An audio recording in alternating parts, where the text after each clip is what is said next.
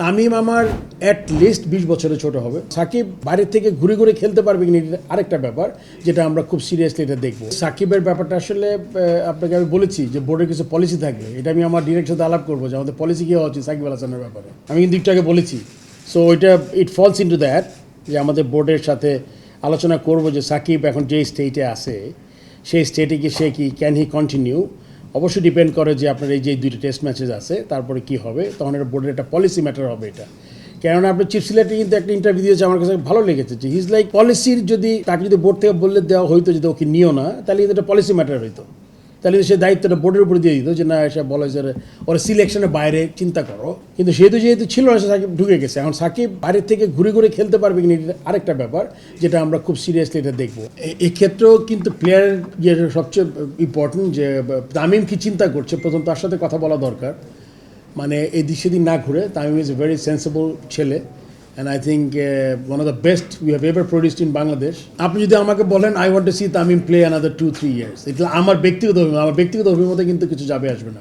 ওর fitness হবে, ওর টিমে আসতে হলে কী করতে হবে, এটা কিন্তু সব যে ডিপার্টমেন্টগুলো আছে। বাট আপনি যেমন প্রেসিডেন্ট বলেন যে অফ দ্য রেকর্ড আপনাকে জিজ্ঞেস করি, আমি দেখতে চাই 2 বছর আরও ক্রিকেট খেলুক, আমি চাই আর কি।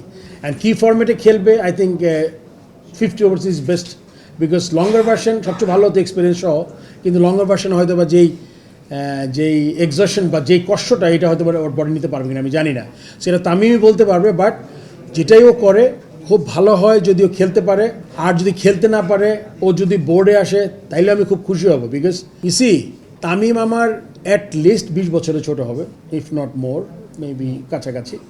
সো লিডারশিপ, হি ওয়াজ এ ফর্মার ক্যাপ্টেন, তার মানে তার লিডারশিপ কোয়ালিটিও আছে।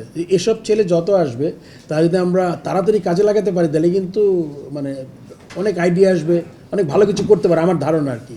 সো দেখি ওর সাথে কথা বলে ব্যক্তিগতভাবে যে ওর প্ল্যানটা কী, ওইভাবে আমরা এগিয়ে যেতে পারি। প্রথম কথা আমি এটা বলতে পারি আপনাকে যে ক্রিকেট প্লেয়ারদের ব্যাপারে কিছু জিনিস ইন প্লেস করা হবে, কি করতে পারবে না।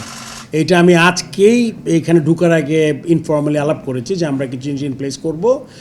স্পেশালি বলেছি আমি যে ট্যুর চলাকালীন সময়ে, ট্যুরের আগে পরে, বা as a whole cricketer national টিমের প্লেয়াররা কী করতে পারবেন, এরকম একটা আমরা একটু দাঁড়া করার চেষ্টা করতে পারি। তাতে করে একটা সুবিধা হবে, আপনি কোনো কিছু পার্সোনালি কেউ রিকোয়েস্ট করতে আসবে না। আপনি যদি লেখা থাকে একটা কোনো কার্ডে যে ট্যুর চলাকালীন সময়ে ট্যুর বা লোকাল খেলা, ওই সময় আপনি কোনো অ্যাড করতে পারবেন না, ওটার জন্য পারমিশনের জন্য কেউ আসবেন আপনার কাছে।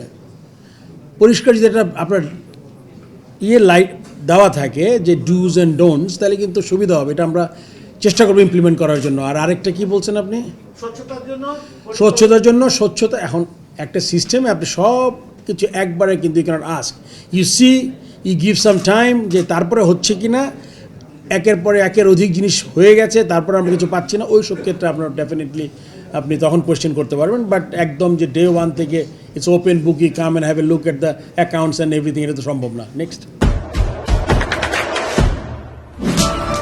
দেশে দেশে সবার সাথে দ্য নিউজ।